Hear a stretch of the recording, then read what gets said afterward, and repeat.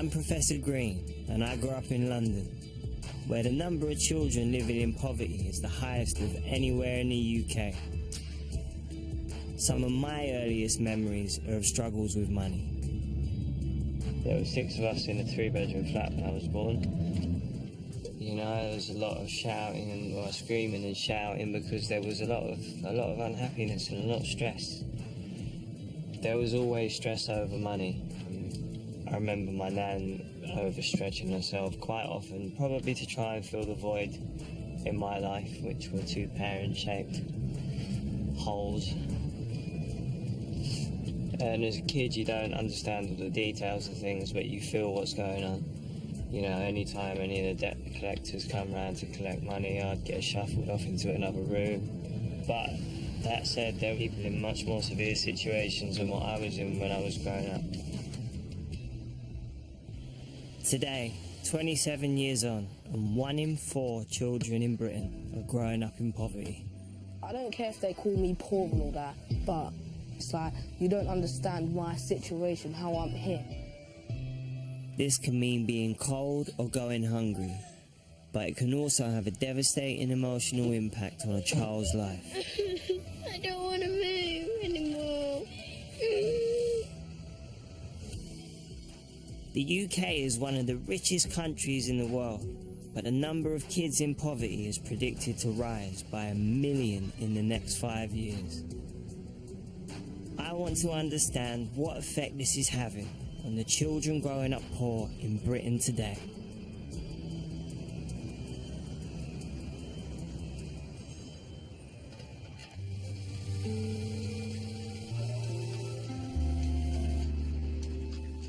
I've come to Dagenham in East London, which has one of the highest rates of child poverty in the capital.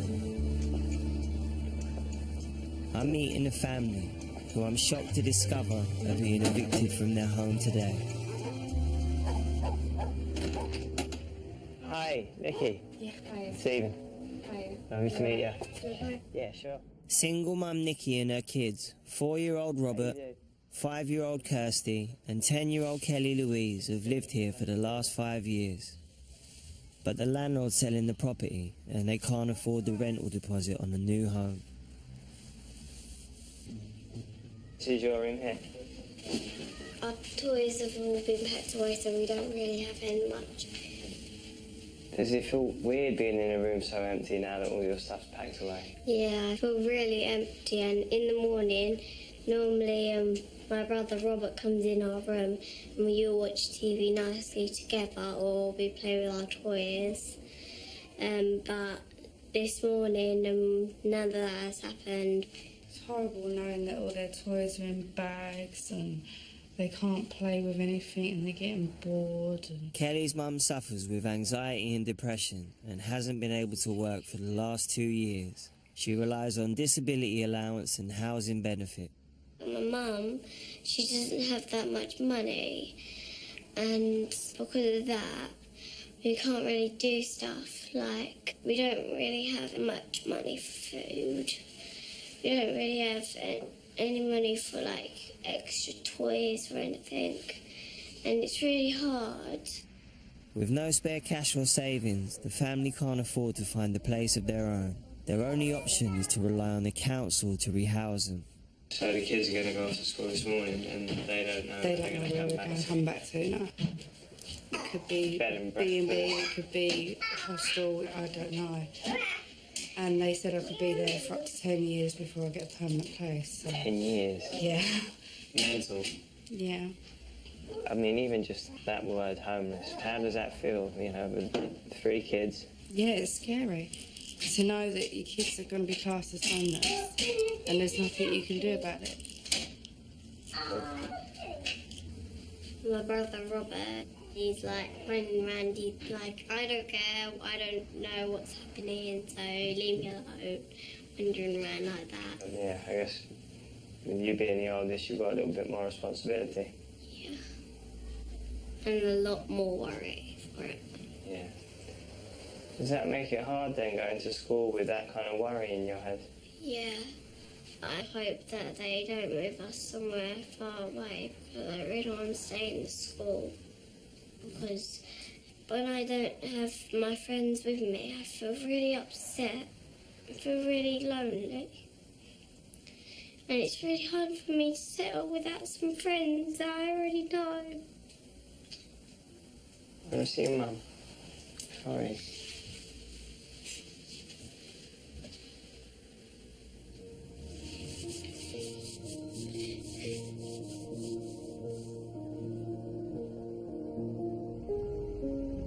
It's really difficult talking to a 10-year-old who's so aware of everything that's happening, and also because of that awareness is affected by it all.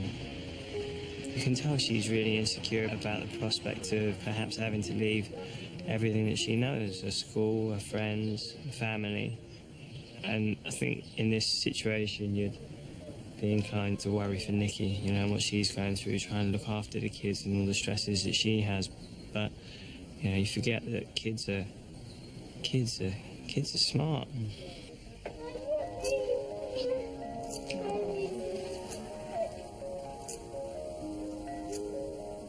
It's frightening, you know, they've just left the house they've been in for 5 years and they've got no idea where they're going to be sleeping tonight.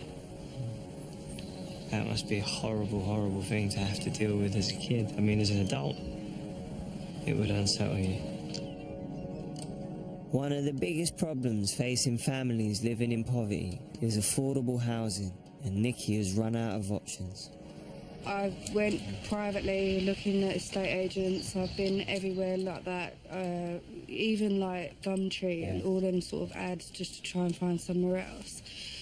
But they want too much up front, and they want month's deposit, month's advance, and the estate agents want fees, and I don't have that money to just go, here you go. And then because I'm on benefits, they want guarantors. I don't have anyone that earns enough to be a guarantor. If you take that along to the council, Right, okay. you would have had one that come through the door. That'd be different to that. Yeah. That one shows you are going to be evicted. Yeah. This one shows you have been evicted. Right, okay, so this is what they've got to say. That's what they've got to see down the council in order to take you on to the next level. Right, okay. All right. Thank you so much. No worries. Nikki's known for 6 months that they'd be kicked out. But only now they've been evicted do they qualify for rehousing by the council. Scary. This is what it comes down to. A piece of paper saying that you've got homeless, basically. Nikki's going to queue up at the housing office, hoping she'll be offered accommodation before the kids are back from school. Poverty in 21st century Britain means kids growing up in homes with as little as £13 a day to cover food, bills, clothes and activities. It can mean missing out on things most of us take for granted, even just having a place to call home.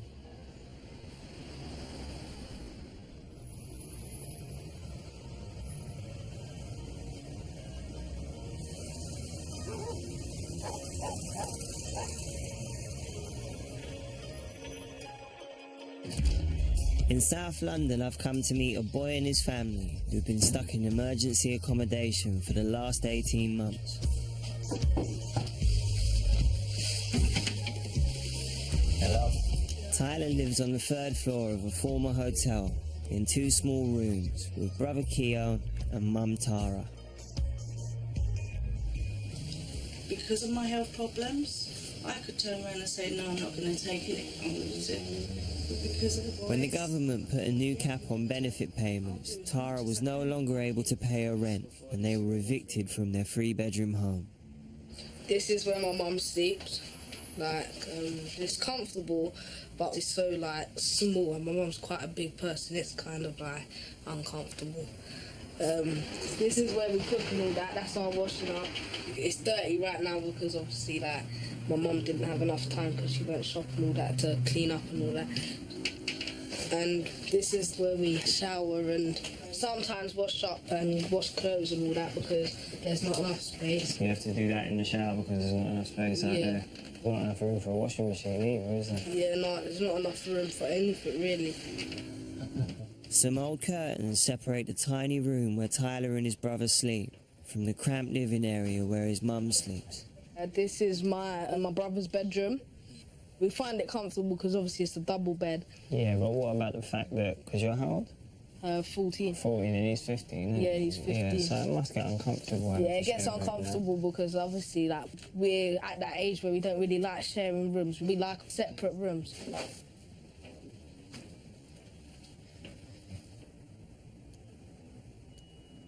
I don't really like having friends around here. I don't care if they call me poor and all that, but it gets me angry when they say, oh, why are you living in here? Why are you living in here? That's what gets me angry, because it's like, you don't understand my situation, how I'm here.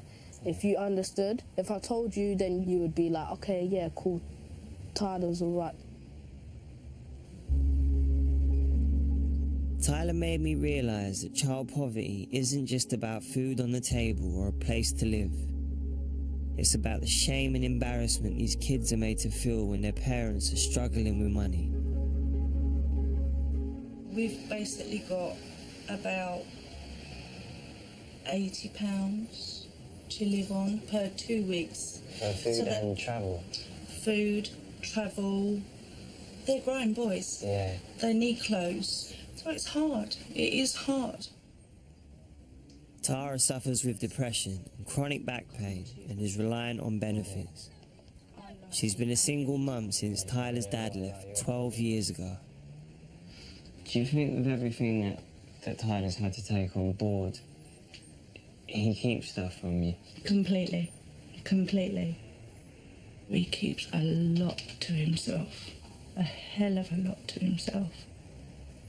He's like a sponge. He'll absorb everything, and then when he goes out, he just lets loose. Completely lets loose. I mean, not always outside. Sometimes he'll let loose in here. Yeah. You know, to the point where he'll smash doors and break up this, and that to me kind of shows how much he's feeling inside.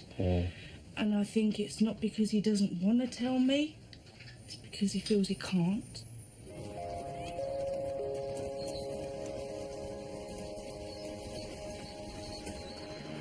Do you think what you're going through at the moment has any effect on Tyler's prospects or his hopes for the future? I do.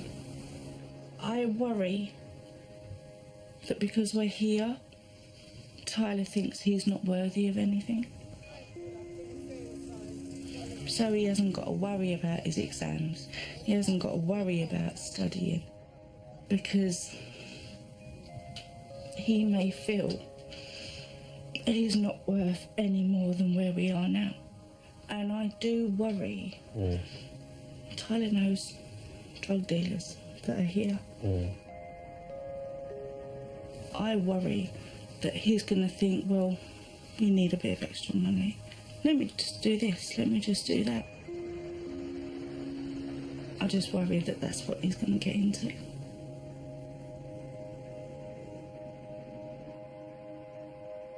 Kids growing up in poverty are more likely to become involved in crime or violence, and I was worried about the temptations Tyler might be exposed to.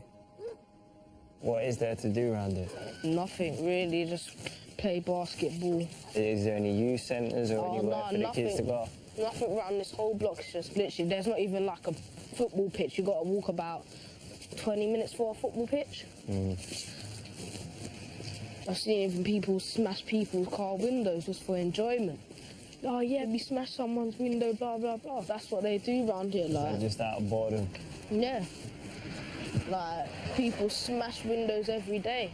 Your mum's worried about you coming out here, who you're mixing with, Yeah. who you're going to end up getting involved with, hanging about with shotters and dealers, and ending up selling drugs because, you know, you feel the financial strain that she's under. Yeah, no, there's been times where I've always wanted to start shotting, because I think I need my kind of part in the family. Let me give mum like £100 to go do food shopping or go get whatever she wants. Give mum a little treat. But then, do you know what? Think forward. What will happen if you start shotting? You're gonna go prison. You're gonna go prison. You're gonna get killed.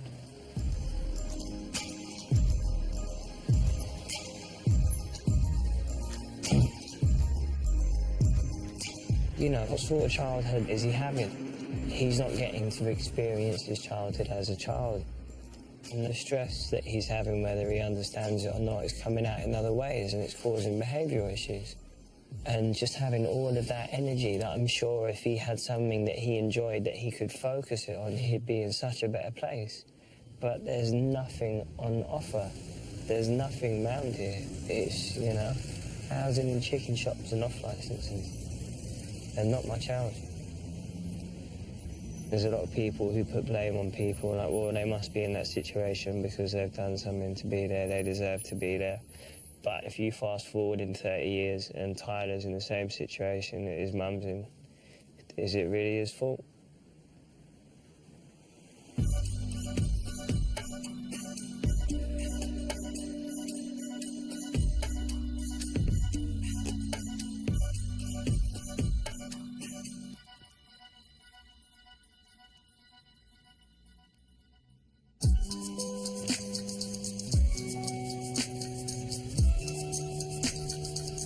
Ten-year-old Kelly Louise and her family were evicted from their three-bedroom home in Dagenham this morning.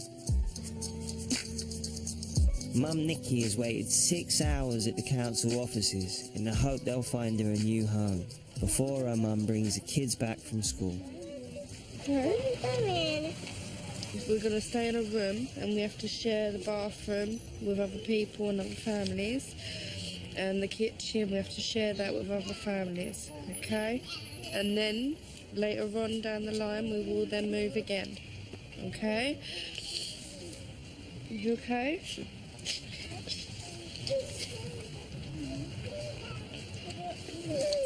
Cry? Okay?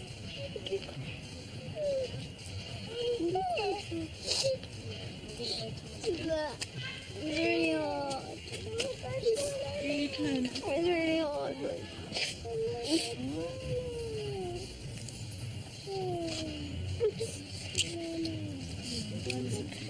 Everyone at school, they're really expecting me to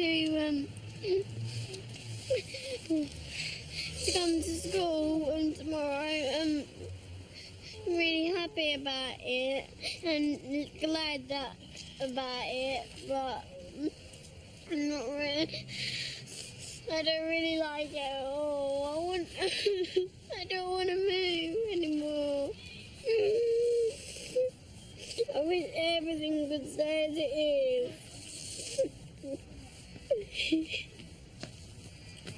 I'm seeing you upset about it. It makes me more upset. I'm not. Family's only upset because I feel like I've let you down. Okay? I'm okay. Okay.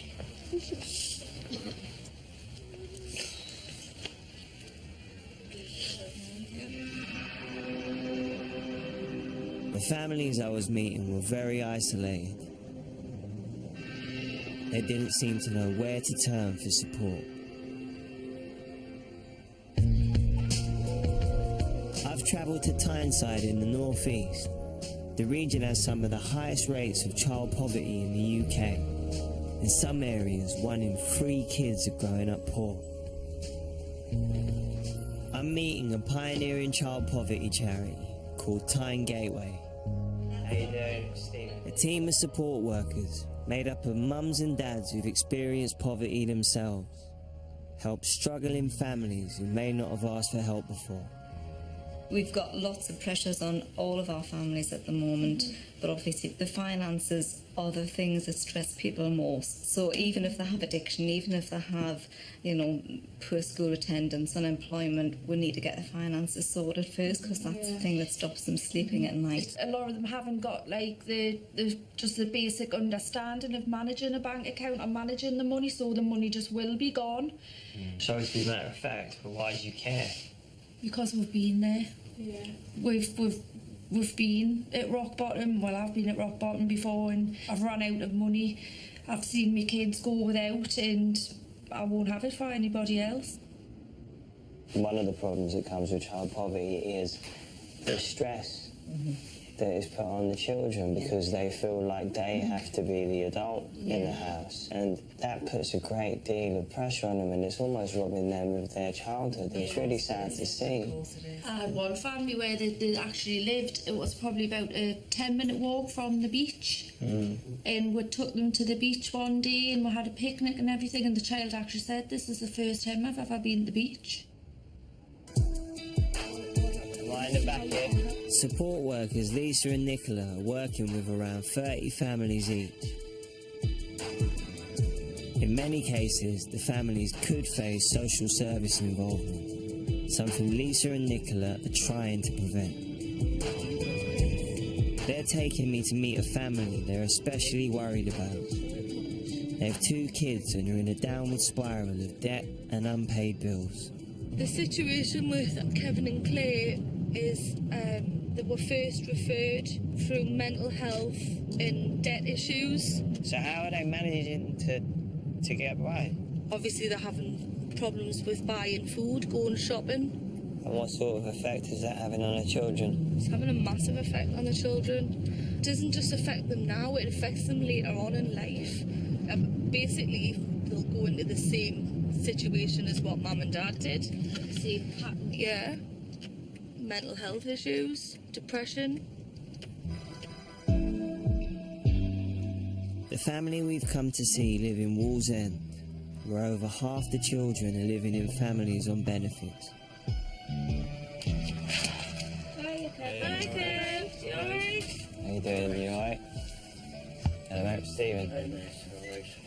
Cheers for having us in. Kevin and Claire live in a council house with their 2 children, 10-year-old Leo and 11-year-old Lily May. I don't know if you just want to quickly check over some of the bits that I've put in here. I know that it states that it's weekly or monthly. I have put... Claire has suffered a breakdown and struggles to leave the house on her own. Kevin has recently lost his job and is looking for work. How do you feel the kids are getting on at school at the minute? As far as we know, they're getting on brilliant at school. Where did Mum and Dad sleep? Downstairs on the sofa. They sleep downstairs? Yeah. Isn't that really nice that they let you 2 have the bedrooms? Yeah. Every time we move house, they always get us to pick our bedrooms first. Yeah? Yeah. You must love your Mum and Dad. Yeah. Do you find it hard when you can't ask Mum and Dad for stuff? Sometimes. But we understand that they're struggling. How aware are you about what they're upset about? I know some things, not all of it though. What are the things that you know?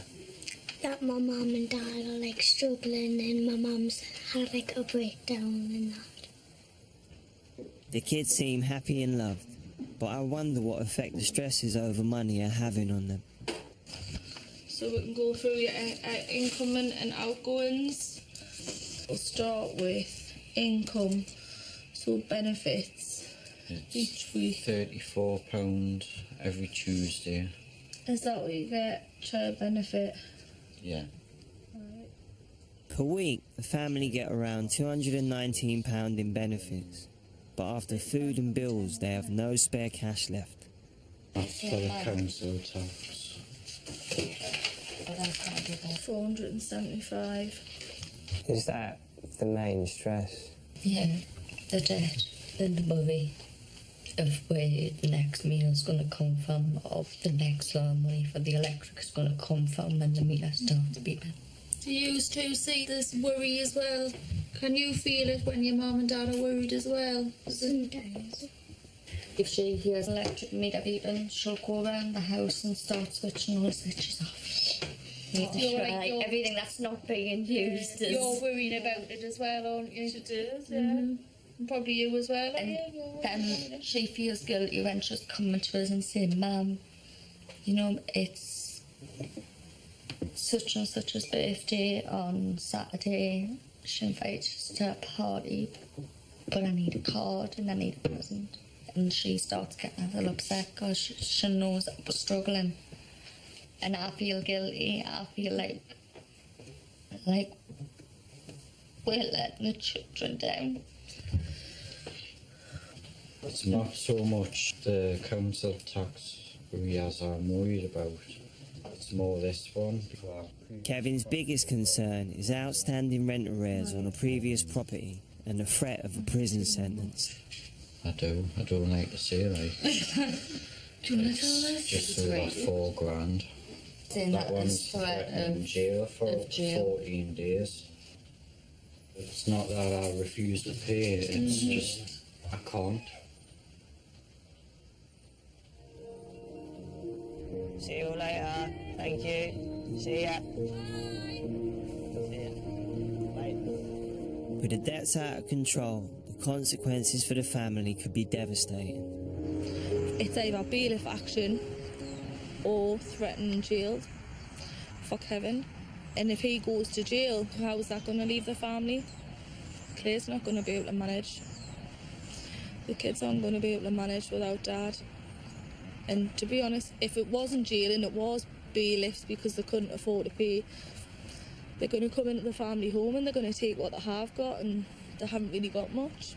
As you've seen, they've got very little. And that'll probably affect the kids more than... Exactly.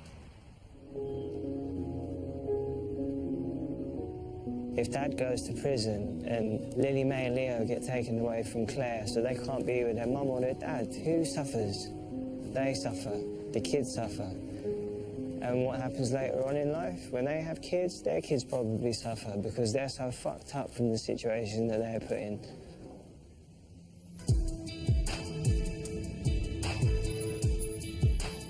Having spent time with the kids, I couldn't stop thinking about how the difficulties they're facing now could affect them way beyond their childhood. Kids that grow up in poverty are more likely to be adults living in poverty, and their children are more likely to be children brought up in poverty, and so on, and so on, and so on. And it becomes an incredibly difficult, if not near impossible, cycle to break. You know, they end up finding it very difficult to find decent jobs, forging proper relationships, and with that, it becomes really difficult for them to make, a proper contribution to society. But why would you make a contribution to a society which has given fuck all to you?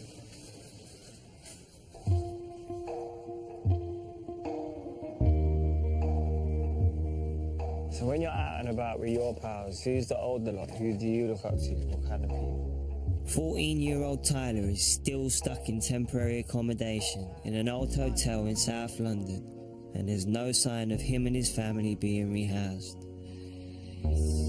I want to find out more about what he wants from his future. What are your hopes and aspirations? Like, what do you want to do when you get out of school? Mechanics, scaffolding, painting, decorating, doing something with Proper your hands. graft. Proper, yeah. I like that kind of thing. I'm not one of them ones that'll probably go McDonald's and fold up fake burgers. I don't want to do that. Fake burgers. I want to do something that people are proud of me. Not saying every single person's lazy, but you got them people that are on benefits, but they're not trying to get work. You got other people that are on benefits and they're trying to get work. Yeah. So it's two different things. People that are on benefits and not trying to get work, you're just using the system, really. So I don't really want to be one of them people and get judged who I am. So I want to do work and help mum and help family, but... Yeah. Where do you want to end up when you're older? I would like to have a home in England, and I'd like to have my home in Spain. The home in Spain will be like an inbuilt swimming pool, nice balcony where you can see the beach. And the one at England, I would rather just like a little calm down one. Probably still in a built-in swimming pool.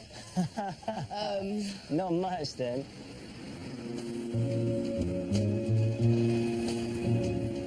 Have you travelled much? No, I've never been abroad, but I'm looking to go abroad.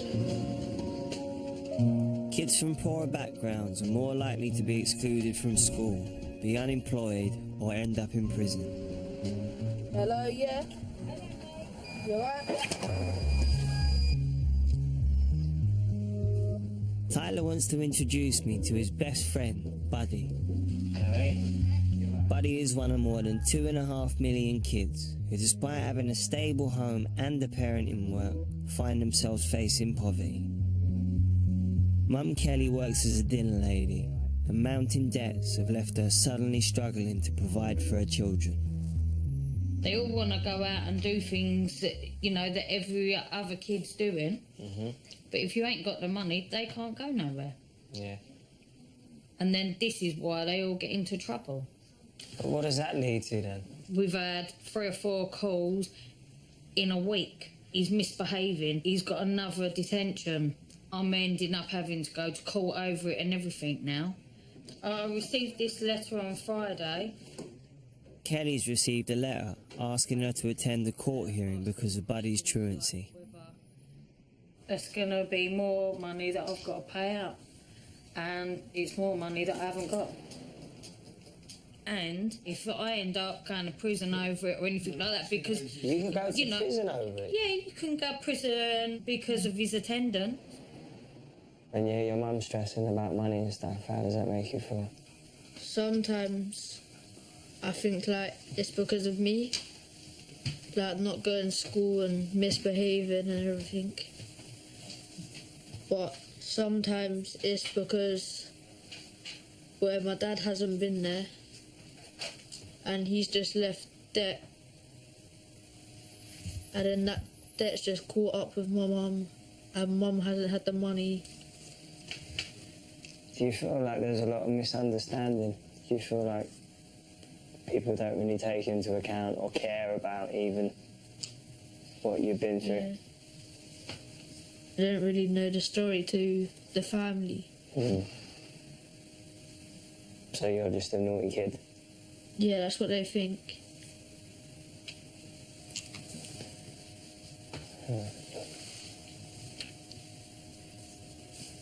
You got Tyler. Yeah. Practically my brother.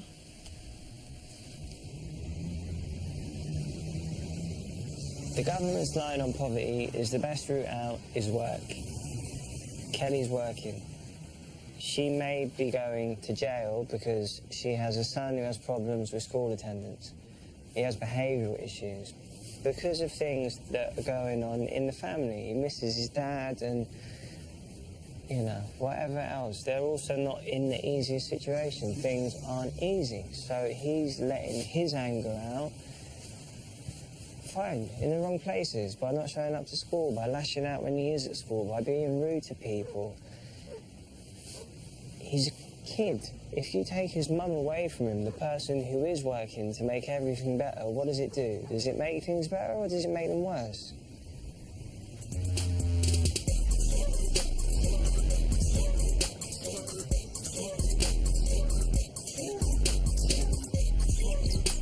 Both Tyler and Buddy seem hyper-aware of the financial pressures at home, and they're self-conscious about how money affects their other friendships. Do you ever feel like you're missing out on stuff?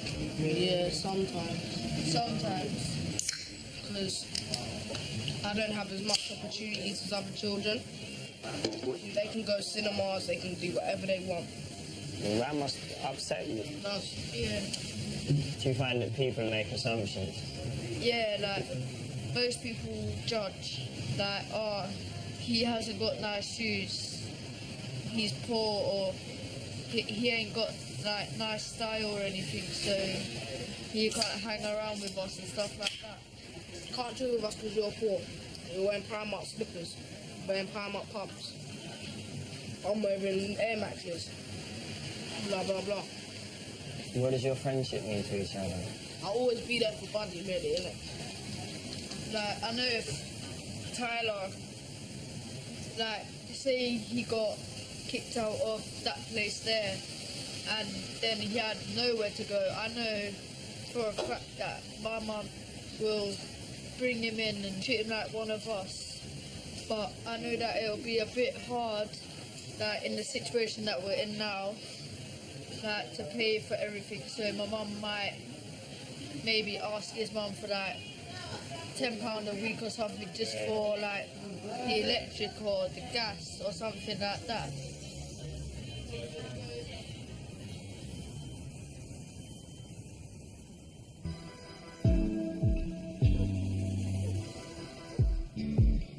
Back in North Tyneside, the family I'd met have had their benefits stopped. It's an administrative error, but while they wait for it to be sorted, they don't have a penny to buy food.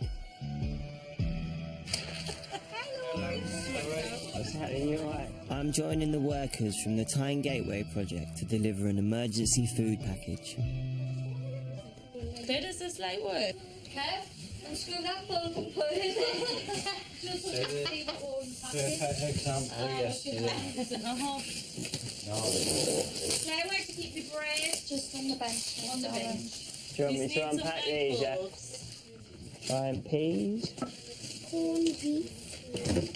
Obviously today's been a bit of a tough day, but we're getting there. We're getting all your money sorted. We're getting some bits and pieces for you. Hopefully see you through the next few days.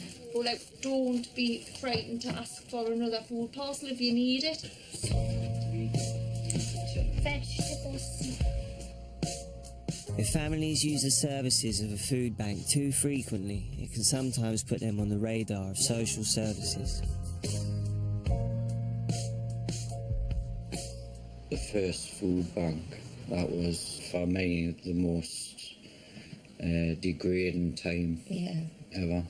I stand at the door and for some fella to go, there you go son, there's some tins of soup or whatever. Do you know what I mean? I suppose it's never a position you saw yourself in.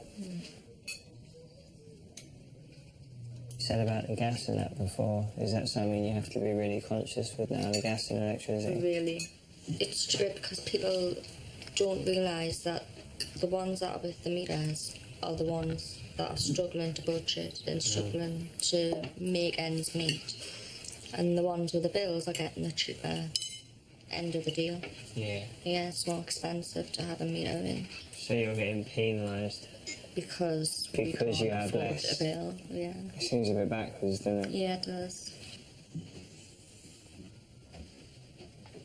Basically, it's on 7.87 at the minute, but we're already owe £6 in debt. So the next time you put a tenner on, it will take what you've used in the emergency and then the £6. Aye, so you're constantly feeding the meters all the time. And when it comes to, say, the bulbs for the lighting of the house, I don't go out and buy bulbs. The bulbs we've got in the house, I just move between each light fitting. So, like... So you only like the room where you are at the time? Where we are at the time, aye. And it's probably beyond comprehension for most people. This is it, it's just a light bulb. But there's probably loads of other families out there that probably do exactly the same as me.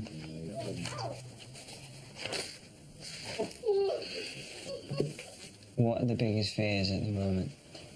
Losing the house. Losing the kids. And is that a real prospect? Losing the houses.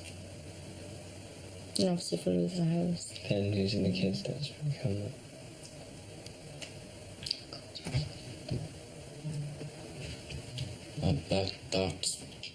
That's why we're doing all this, because we want to be out of this hole that we're in. We want to see the light at the end of the tunnel. You know what I mean? We don't want future generations having to deal with this.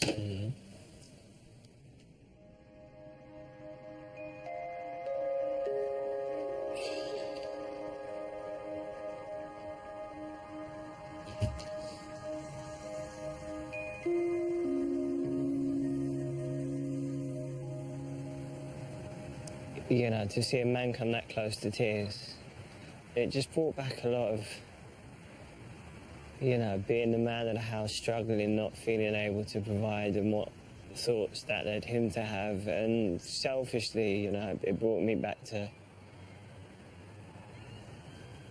you know, what my dad ended up doing. And you just think, he's not the only person. There's so many people that are in that position.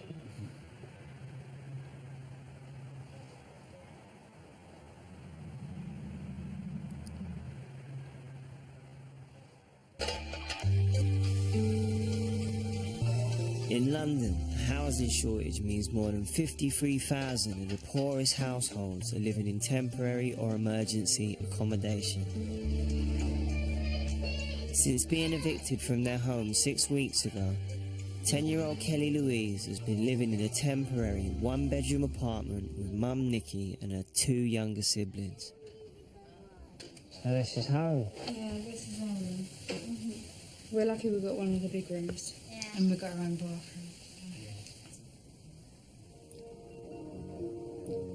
This is my bed. Yeah. Yeah, I like shotguns. This is Kirsty's bed. The family is struggling to adjust to the new accommodation.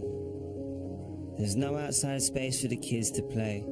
The noise from the other residents is keeping them up at night, and they have to share a kitchen with around 10 other families. What about cooking and stuff? Normally we have microwave meals because kitchen is really stinky in there. The cooker isn't clean. I cooked in there once and we tasted all the other food, so none of them wanted to eat it. So I've never cooked in there again. And this is our fridge freezer. We're lucky that we actually got one. I was going to say, yeah, otherwise you wouldn't be able to keep any food. And our radio doesn't work, so we've got this little heater. It's getting cold now as well, isn't it? Yeah, the heating weren't working. And I was like, please give me something. So they gave me a storage heater. And it ain't changed since 6 weeks later. So, but at least it keeps us warm. Yeah, and this is our bathroom. The sink was coming off, so they took it off, and they've still got to place it. So you haven't got a sink? No. But we've got a bath though. Yeah. Yeah.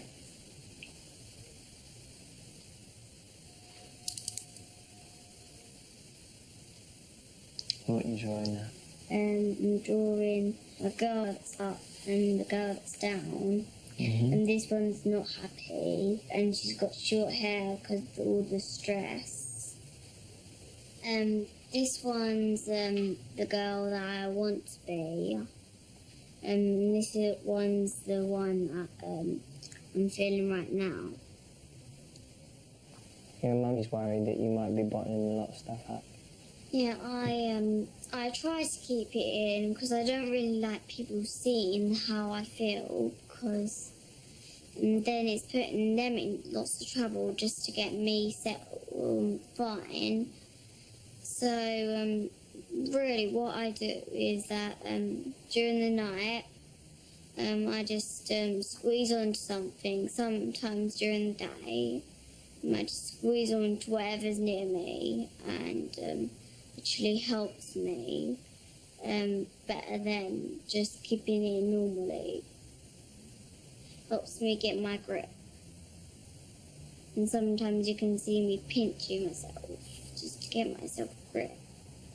And I know it's a really bad habit, but I don't know what else to do.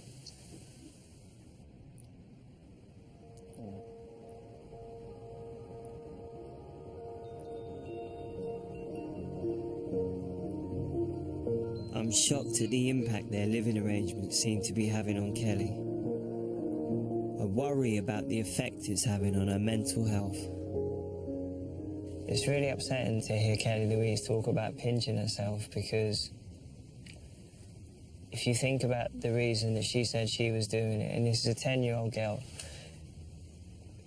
telling me that she pinches herself when she can't handle how she feels emotionally. And we know for a fact that kids who grow up in poverty are much more likely to suffer problems with their mental health. And if that doesn't ring alarm bells, then I don't know what does. You know, to me that sounds, and I might be extreme for saying this, but it doesn't sound that far off of self-harm. You know, I can't tolerate how I feel up here, so I'm going to cause myself pain here to stop me thinking about it, or to stop me crying, or to stop me showing people how I feel. I think that's really, really, really disturbing. Kelly's mum told me she was seeking help from a counsellor at Kelly's school.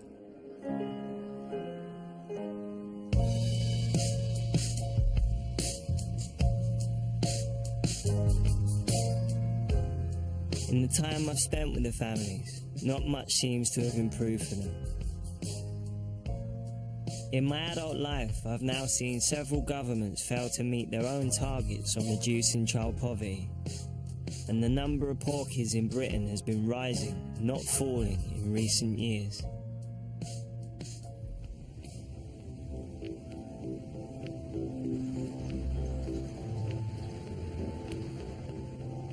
Since I last saw Tyler 8 weeks ago, his situation has reached a point of crisis. The family have no money to buy food and have had to resort to their last option. So it's Tara? Yes, it is. And you're? Tyler. You're Tyler? Yeah. Okay, do you want to take a seat for me, I will guys? do, thank you. They've come to the local Salvation Army food bank for a food parcel.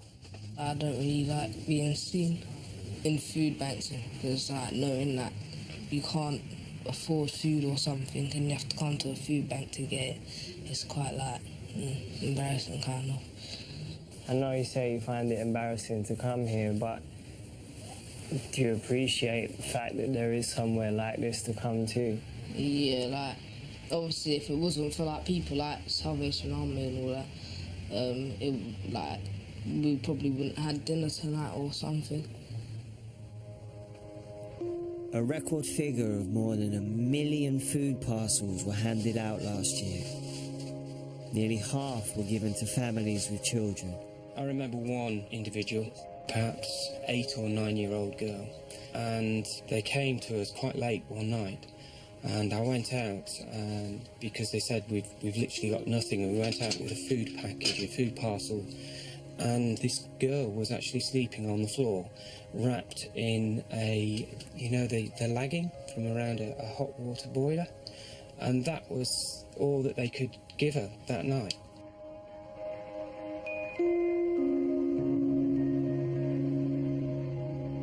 Just hits home, innit? Like, why should people have to come here for food? It's mental that we live in a society that, you know, it's not the image that people promote when they show off the great things about Great Britain, is it? And I mean, is this Great Britain? What's great about this?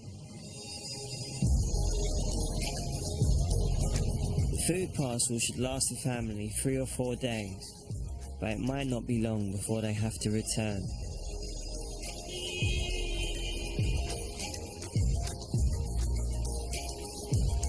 There's also been some worrying news. Tyler attends a pupil referral unit for kids who have been excluded from mainstream school, but reports of his behaviour are putting his place there at risk. Very matter of fact, isn't they? Yeah.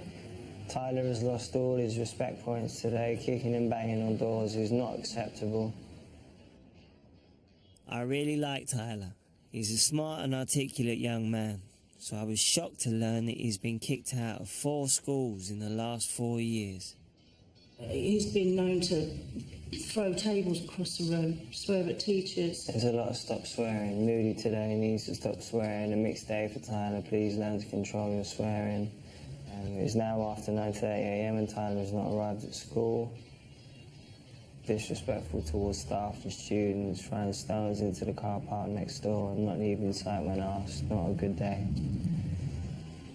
As soon as I walk through the doors of the Peru, I'm like, I don't really want to be here because it's a Peru. I would rather be in a mainstream school, but I know I'll be probably getting a job when I'm older.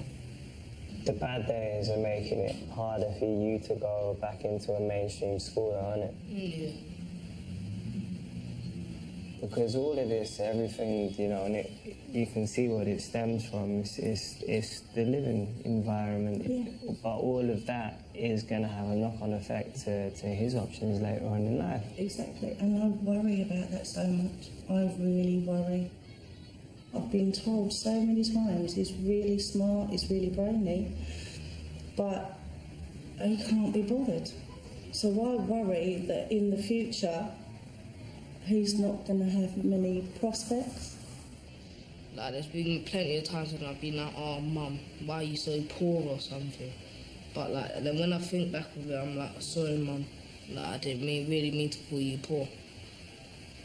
Like, Mum's just trying to do her best, innit? She's done a lot for us. She's just trying to do her best, really, innit?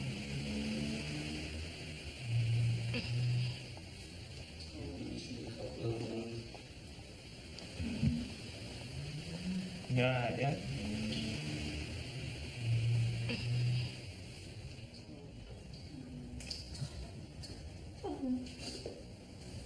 Tara told me he's at risk of being moved to another school. And with his education and self-esteem already suffering, I was deeply concerned about what impact this would have on his future.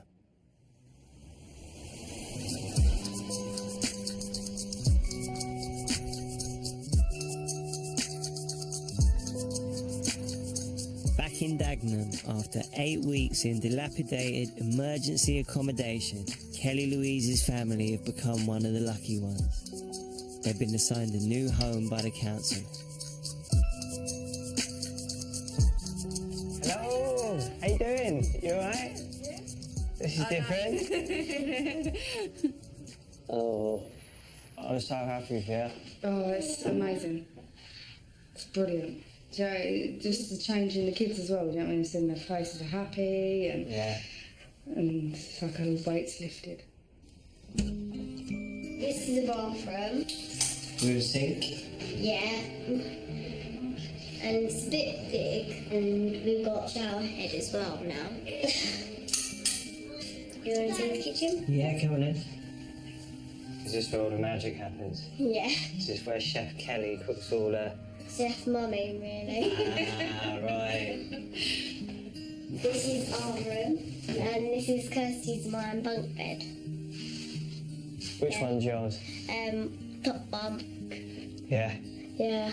I wanted to be on the bottom bunk, but Kirsty's only 6. Fair enough. Yeah. Kelly Louise's mum, Nikki, has relied on charities and free websites to furnish their home, but they're still short of basic furniture and beds. What's next on the list for the house? For the house is curtains, obviously my mum beds, and I'm also hoping that on my next birthday I can have friends round. And have a birthday party? Yeah. Girl time. Girl time. Girl time. It's me and my friends. Just you and your mates. And have the privacy to do it. The 2-bedroom rental property is close to Kelly's school, but it's still temporary. And they've been told by the council they'll have to move again soon.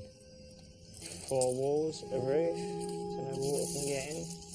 I think we're finished. Done. What sort of difficulties are you facing here? The food and gas and electric is fine. I budget for them first because they're priorities. But then it's the little things like clothes, shoes, toys. It's hard.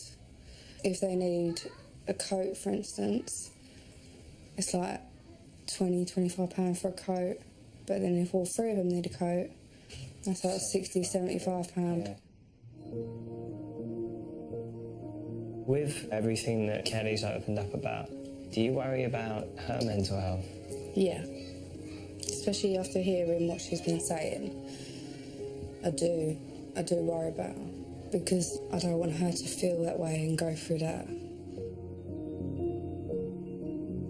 She seems so emotionally mature in one way. Yeah.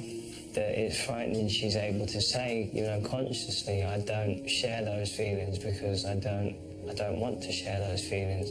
Yeah. That's upsetting in itself because you think, you know, let it out, you'll feel better.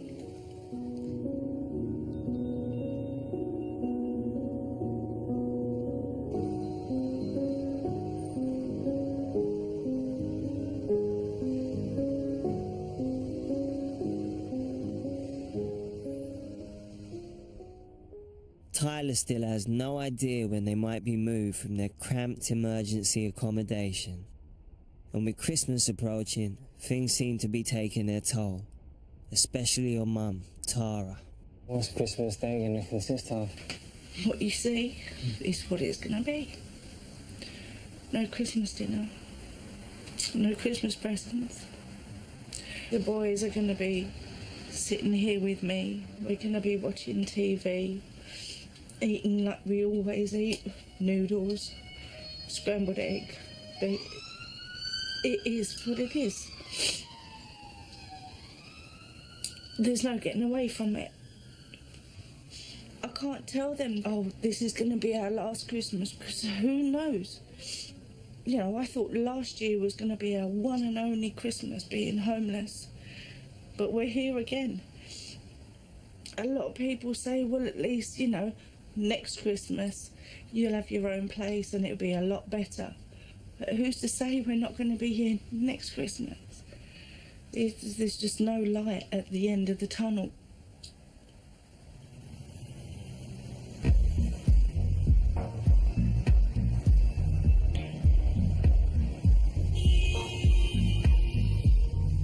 Tyler is one of 130,000 kids having to spend Christmas in temporary accommodation. What was Christmas like before you were living in the B&B? I loved it.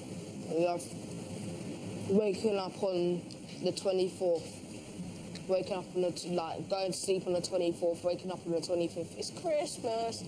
Everyone used to run downstairs, open our presents, see what we've got, all get excited. I loved it.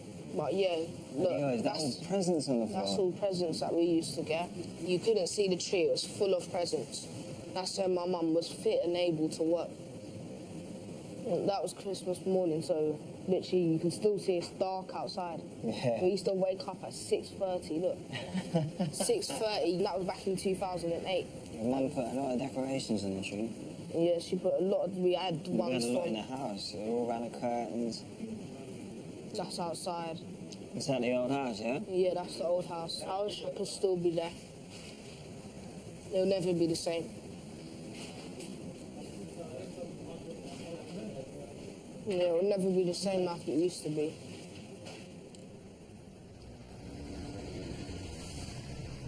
This is the second Christmas they're spending in that space.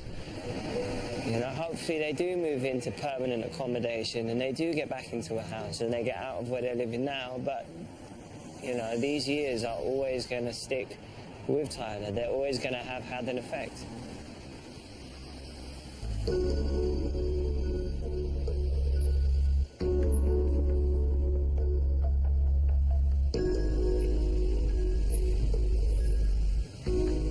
Today in the Houses of Parliament, there's an all-party meeting to discuss child poverty, and a campaign is being launched to raise awareness of the issue. I asked the organisers if I could bring Kelly Louise and her mum. They invited Kelly Louise to say a few words in front of a room full of MPs and journalists. And I always think that personal testimony is the best way to influence change. So I hope you can give Kelly Louise a really warm welcome so that she can tell us about her experiences. Thank you very much.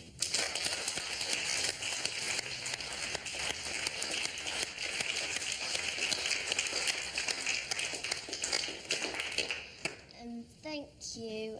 I just really want to say some words. Money is always a worry for all families, and I miss out on a lot of things as well as other families, because my parents sometimes don't have enough money. We had to move out of our home because our landlord was selling our house, and we had to wait until the council found us a place to live. That day I was really nervous, and I saw my mum upset and worried.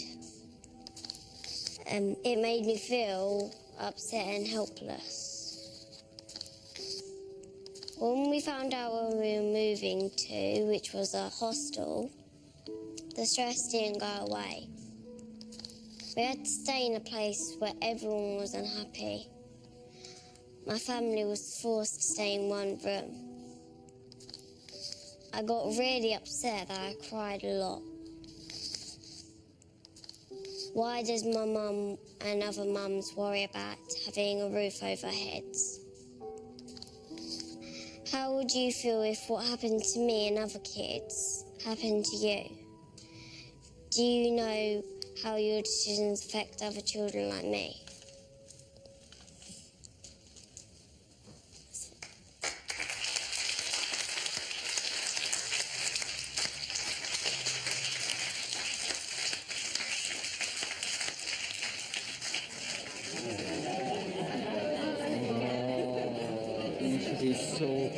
your daughter.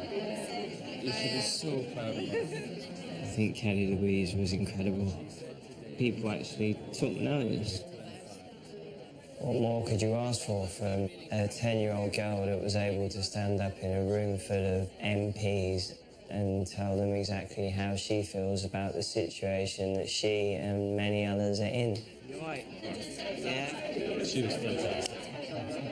The really sad thing is, despite people being probably quite shocked about what she said and being moved and being upset by it all, when everyone leaves that room and the door closes, what changes?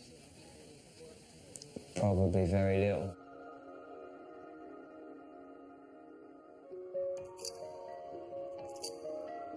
We live in one of the world's richest countries and we have 4 million children growing up in poverty. That figure is set to rise by 1 million in the next 5 years. They're children who are having to deal with the pain and the stress and the suffering that adults have to deal with, but without the tools to handle it. Everything they're going through now is going to stick with them for the rest of their lives. It makes me feel ashamed.